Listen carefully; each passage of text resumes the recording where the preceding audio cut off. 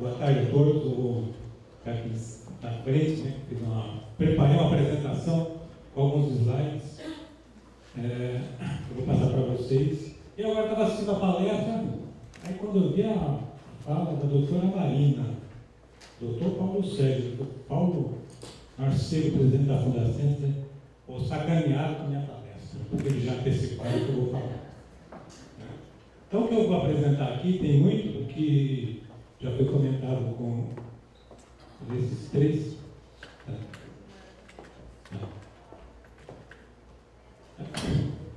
Então, a ideia da apresentação aqui, além de cumprimentar todos aqui presentes, várias pessoas conhecidas, né, vários colegas de trabalho, e a responsabilidade também aumenta mais ainda. Depois que eu encontrei o José Augusto, ele falou: ô Damásio, tudo bom? Né? Tudo bem. Eu vim aqui por causa da sua apresentação. Eu falei: pô, agora estou com a responsabilidade maior ainda, né?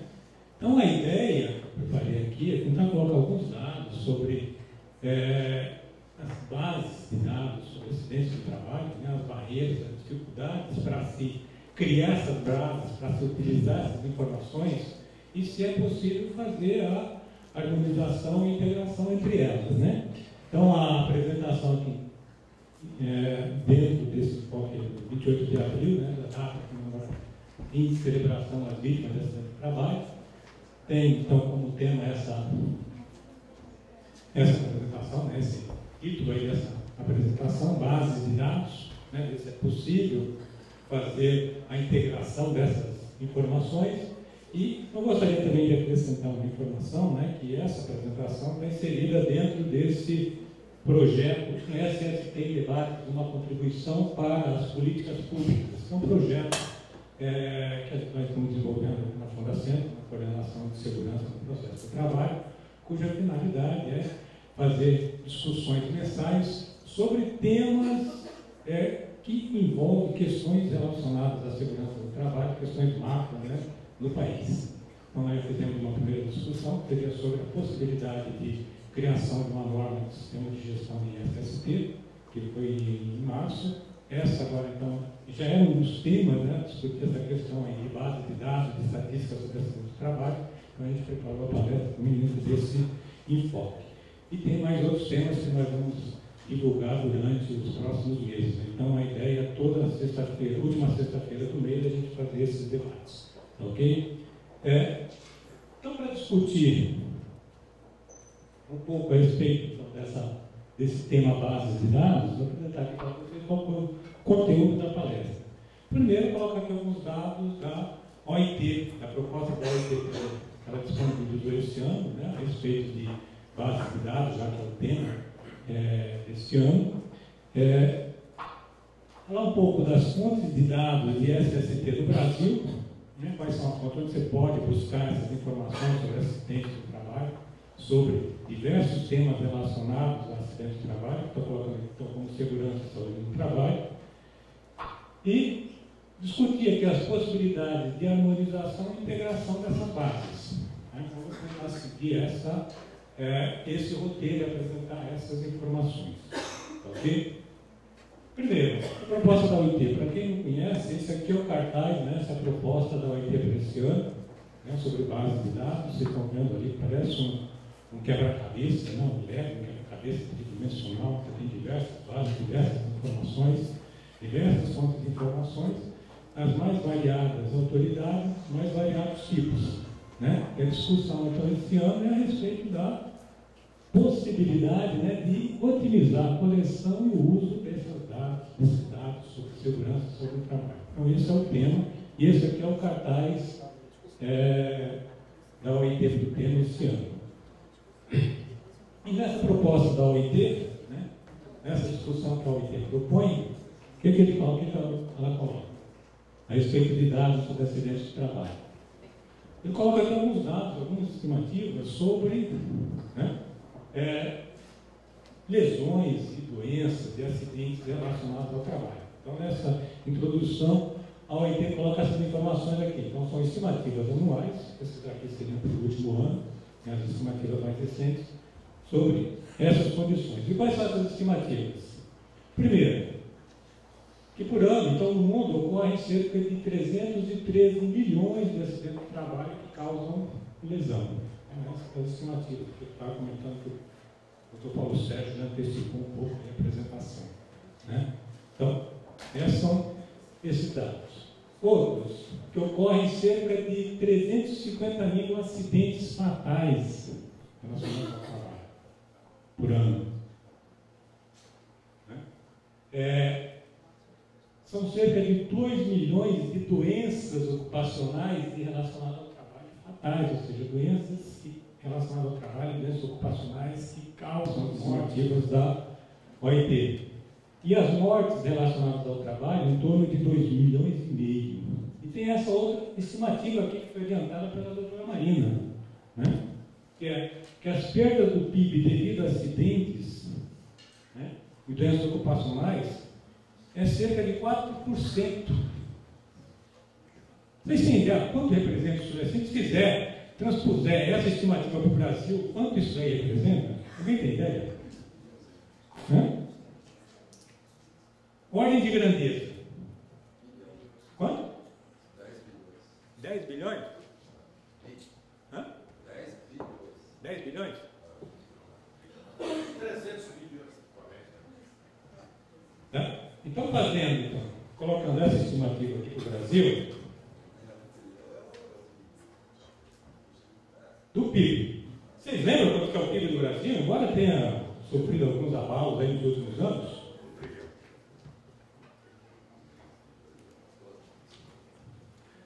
então, considerando, em 2016, segundo o IBGE, o PIB do Brasil foi 6 trilhões de reais, 6 trilhões e 300 bilhões.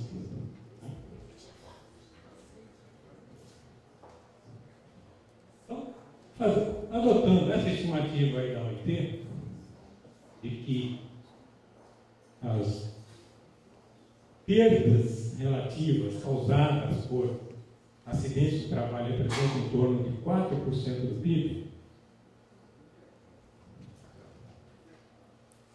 Passando isso para o Brasil, uma estimativa de perdas, o que representa esses 4% do PIB, né, do Brasil, que é a estimativa aí tradicional da OIT a respeito dos danos causados no PIB. 250 bilhões de reais.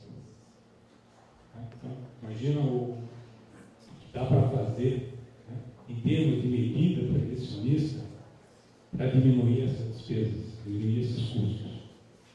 Tá? E é importante a gente lembrar que esse custo é o quê? Esses são os custos, não é o custo direto do acidente do trabalho. Esse é o custo, envolve o custo direto, que é o pagamento de benefícios de seguros para aqueles trabalhadores que são assegurados, né, que recebem benefícios devido a uma ocorrência de acidente, uma pensão, um auxílio acidente, né? Então, esses aí são os custos diretos. Isso também envolve os custos indiretos. É o custo do sistema de saúde, é o custo para treinar novos trabalhadores, é o custo, às vezes, para mudar o processo de produção, para trocar equipamentos. Tá? Esse é todo o custo que, considerando essa estimativa da OIT, que os acidentes de trabalho geram para a economia nacional, no caso da economia brasileira. É um montante muito alto, que justifica plenamente as atividades relacionadas à segurança e saúde no trabalho, justifica plenamente, aproveitando então o que foi colocado aqui antes, investir mais, no caso da Fundação, na contratação de pessoal, né? Na reposição dos pesquisadores que estão aqui, que estão saindo, que têm necessidade de continuar esse tipo de pesquisa, né? Então, na contratação de mais auditores fiscais de trabalho, ou seja, então, é um dado que justifica plenamente o investimento. Tá? E de acordo com a OIT, né, então, considerando essa situação, a OIT coloca que é importante nós termos informações precisas, dados confiáveis sobre segurança e saúde do trabalho. Né? E ela coloca que as informações, né, sobre saúde e segurança no trabalho são indispensáveis para estabelecer prioridades, para mensurar o progresso das ações de prevenção nos ambientes de trabalho, porque elas permitem fazer o quê? Permitem a detecção de perigos e riscos nos ambientes de trabalho. Ou seja, se você tem dados confiáveis, você tem condições de detectar onde está o perigo, onde está o risco, qual é o risco, você pode tomar alguma medida preventiva. Além disso, ela permite o desenvolvimento de programas preventivos de SST. Ou seja, se você não tem dados confiáveis, não dá para elaborar um programa confiável, né? Outra importância também das informações sobre acidente do trabalho: identificação de setores perigosos, ou seja, nos quais deveremos adotar e implementar medidas de prevenção. Né? Essa é uma outra possibilidade. E os dados confiáveis, então, eles permitem a implementação de políticas nos níveis das empresas, nos níveis nacionais, estaduais e até internacionais. Né? E permite também a elaboração de estatísticas de relatórios nacionais passíveis de comparação, ou seja, eu posso comparar a minha empresa, o meu estado, o meu país com outros países. E se a gente pegar os dados, informações, estatísticas brasileiras a respeito de acidentes do trabalho, em muitos casos a gente vê reportagem falando que o Brasil é campeão mundial de acidente do trabalho. Na minha avaliação, isso é uma afirmação sem muito sentido, sem muita base. Por quê? Vai comparar o que está comparando o Brasil e outros países, mas outros países têm as mesmas estatísticas que o Brasil. As estatísticas que nós temos aqui são as mesmas que eles adotam lá. Então, como é que você pode fazer esse tipo de comparação? Né? Então, às vezes, isso daí serve para quê? Às vezes serve para fazer alguma matéria, para fazer um discurso, mas na realidade, se as informações não são comparadas, não dá para fazer afirmações desse tipo. Tá? Aí a OIT coloca, basicamente, que para se obter informações confiáveis, é necessário nós transpormos 4 barreiras. Então, 4 barreiras são colocadas aí à obtenção de dados confiáveis sobre segurança e saúde do trabalho. A primeira é a cobertura. Cobertura o quê? Cobertura dos dados, ou seja, quais são os setores econômicos que são cobertos pelas informações relativas à segurança do trabalho, relativas a acidentes do trabalho. Né? Então, o que acontece? A estrutura legal de muitos países, às vezes, não cobre todos os setores econômicos e todos os tipos de empregados e empregadores. Mas não é a situação do Brasil. Se a gente pega as informações tradicionais aí, que são consideradas como padrão sobre esse trabalho no Brasil, que são dados da Previdência Social, só cobre os trabalhadores formais, que são os trabalhadores segurados do INSS, e até 2007 isso era tudo dados obtidos a partir da CAT, Comunicação de Acidente do Trabalho. Né? Ou seja, os trabalhadores informais, os trabalhadores do serviço público não são cobertos nesse caso. Outro problema, você tem aqui os setores que geralmente são excluídos: setor agrícola, serviços domésticos, setor público. Trabalhadores domésticos passaram a ser cobertos agora, com isso social, tem coisa de começar a ser registrado, né? Ou seja, houve um enfoque, uma cooperação maior, há cerca de 2 anos. Né? E também são trabalhadores, também são contribuintes da Previdência Social. Tem alguns trabalhadores, né, empregadores, que geralmente são excluídos: pequenos empregadores, trabalhadores e empregadores que atuam na informalidade, migrantes, trabalhadores temporários. Né? Então, esses trabalhadores, se ocorre acidente, não entram nas estatísticas, eles geralmente não fazem parte da cobertura dos acidentes de trabalho. Qual a consequência disso daí? A subnotificação e prejuízo à confiabilidade dos dados produzidos. Né? Então, se você não cobre todos os trabalhadores, os dados são subnotificados. Então, você vai fazer algum tipo de política, tomar alguma decisão em cima de dados que não representam a realidade. Outra barreira que a OIT chama a atenção. Primeira coisa, a precisão dos dados. Então, a primeira é a cobertura, ou seja, a quantidade de trabalhadores em que coletaria informações sobre a saúde do trabalho.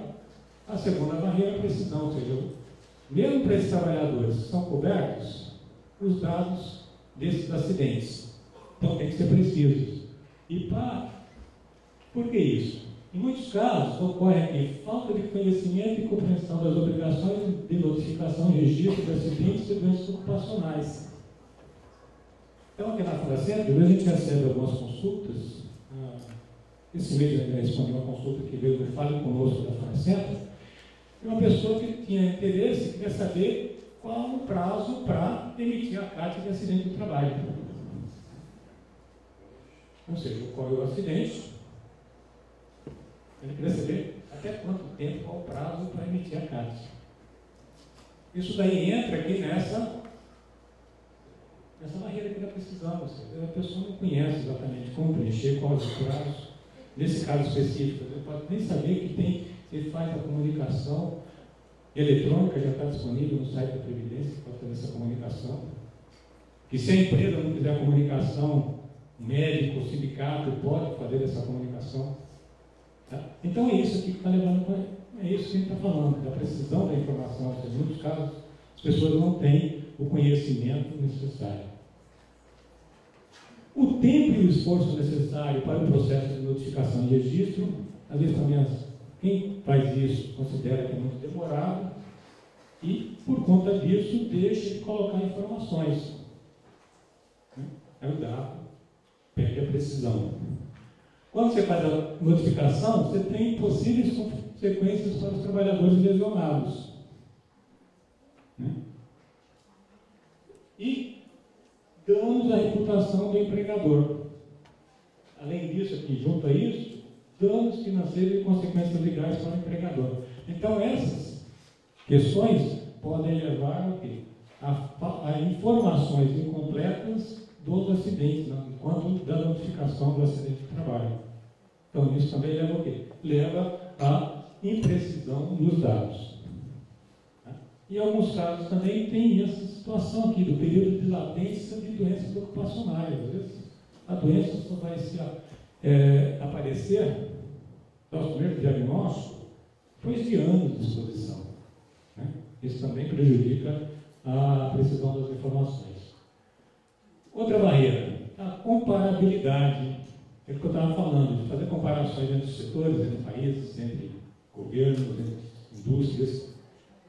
O que acontece? Em muitos casos, a responsabilidade por informações sobre essas questões são divididas entre múltiplas autoridades: trabalho, previdência, saúde, seguradoras privadas e públicas. E quando são de responsabilidade dessas autoridades, pode ser que cada autoridade define quais informações que ela quer, quais as informações necessárias para ela.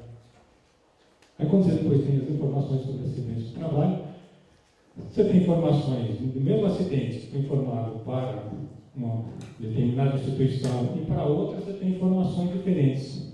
Então, às vezes não dá para fazer essa comparação. Ele estava comentando, em muitos casos, por exemplo, a Previdência Social, as informações que ela precisa têm uma determinada finalidade, ou seja, registrar que realmente ocorreu aquele evento para vir a pagar um benefício no futuro. O pessoal da área da saúde, o interesse é o quê? Às vezes para fazer o acompanhamento da saúde do trabalhador, os gastos com a saúde desse trabalhador. O trabalho essas informações para quê? Para estabelecer e definir medidas de prevenção. Então, os requisitos são diferentes. E a lista de doenças ocupacionais aceitas varia de país para país. E, relativo a isso, como o Dr. Sérgio comentou, a OIT tem diversos documentos, tem diretrizes, estabelecendo quais seriam as listas de doenças ocupacionais, os termos a serem utilizados na notificação de acidente de trabalho. Então, a Comissão OIT definisse aí o padrão para essa situação. E a última barreira é a informação oportuna, ou seja, a informação no momento que eu preciso dela para fazer alguma medida de prevenção.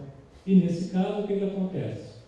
Pode ocorrer atrasos aí na agregação de dados nacionais de diferentes autoridades, instituições, a menos que haja um sistema bem estabelecido de comunicação, de coordenação, de colaboração. Se não houver esse sistema, as informações, até você ter possibilidade de analisá-las, isso aí vai demorar, vai atrasar em muitos casos, aquela informação que você precisava ter para tomar medida, a informação já está atrasada, né? E, em muitos casos, então, quando você tem inconsistência entre os dados coletados de diferentes autoridades, também pode atrasar a análise dessas informações. Então, a questão é a falta de cooperação, de colaboração entre as diferentes autoridades em inconsistência das informações causam danos, né, no uso oportuno das informações. Então, essa é a proposta, a situação aí, proposição da OIT, em termos de segurança do trabalho e de coleta de informações, né, que eu coloquei aqui como proposta da OIT. Aí a situação aqui, fonte de dados sobre a SST no Brasil. Quais são as principais fontes? Previdência Social, Ministério do Trabalho e Ministério da Saúde. Se fosse até o ano passado, a gente colocaria Ministério da Previdência Social, Ministério do Trabalho e Ministério da Saúde. Hoje já não existe mais o Ministério da Previdência Social. A Previdência Social já está incorporada no Ministério da Fazenda, né? Mas continua com essa atribuição de coletar dados sobre acidentes do trabalho. Aí o que acontece? Então, você tem diversas fontes desses órgãos, você vai consultar onde?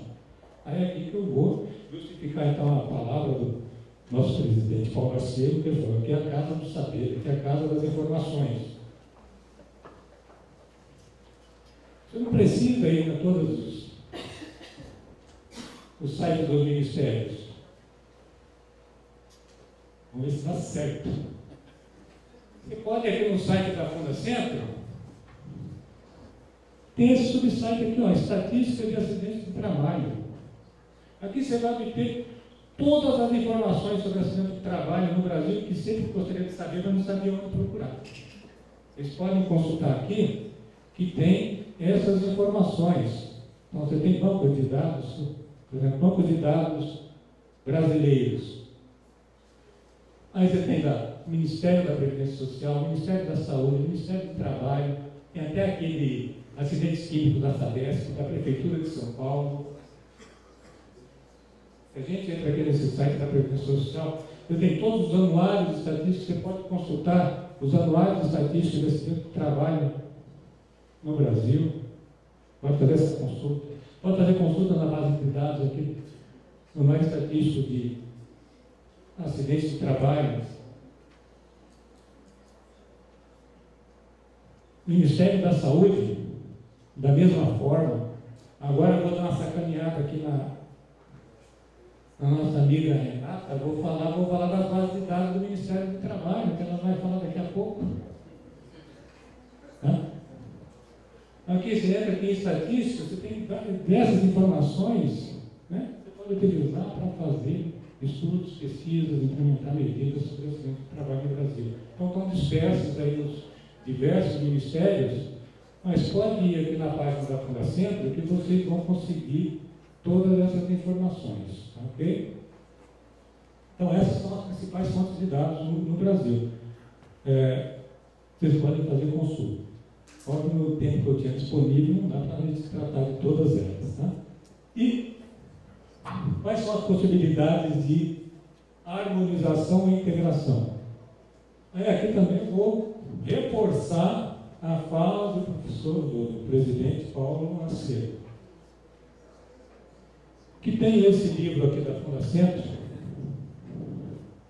de 2013, 2012, 2011, depois saiu uma segunda edição em 2013, que é Saúde e Segurança no Trabalho no Brasil, Aspectos Institucionais, Sistemas de Informações e Indicadores, segunda edição de 2013. Tem um capítulo específico sobre possibilidade de harmonização das bases de dados desse mesmo trabalho. Tanto é que a capa, vocês veem aí que a capa dela parece um quebra-cabeça, semelhante ao da OIT esse ano, só que da OIT é tridimensional, isso aqui é tridimensional. Então aqui tem diversas informações, quem tiver interesse também em se aprofundar nesse assunto, pode baixar aqui, ó, gratuito. Pode fazer o download do livro. Então tem diversas informações. Foi elaborado, produzido pela Fundacentro e pelo IPEA. Não vai dar para a gente consultar o livro, porque são quase 400 páginas e acho que eu só tenho 5 minutos. Né? O que apresenta esse livro? Então, ele faz uma análise nessa questão de harmonização. Ele pega diversas informações, algumas informações populares que são utilizadas para prestar informações sobre o acidente do trabalho no âmbito da saúde, do trabalho e da previdência. Então, os formulários da Previdência, a Carta de Comunicação do Acidente do Trabalho, do Ministério do Trabalho, que é a RAIS, que é a Relação Anual de Informações Sociais, toda empresa tem que encaminhar, né, periodicamente para o Ministério do Trabalho, e o Ministério da Saúde, que é o Sistema de Informação de Mortalidade e Autorização de Internação Hospitalar. Então, são diversos formulários que, quando algum trabalhador sofre um acidente, vai ser internado, ou tem algum acidente na área da saúde, tem que preencher um formulário com diversos campos, né, a respeito dessa situação. E eles analisaram 12 variáveis relevantes para se caracterizar um acidente. A área geográfica, a idade, sexo, estado civil, instrução, ocupação, atividade econômica, data do acidente, data do óbito, causa do acidente, local do acidente e caracterização do acidente do trabalho. Eles consideram que essas informações possibilitariam caracterizar um acidente de trabalho. E fizeram diversas comparações entre esses formulários, comparações 2 a 2, entre o Sistema de Informação da Mortalidade e Autorização de Internação Hospitalar, entre o SIM e a CAT, o SIM e a RAI. Então, compararam esses diversos formulários para ver quais eram as variáveis constantes. E chegaram a essa conclusão. Que daquelas 12, só 4 eram comuns. Sexo, idade, caracterização do acidente do trabalho e área geográfica. Então, imagina ter todas essas informações, todas essas bases de dados de organismos diferentes, né?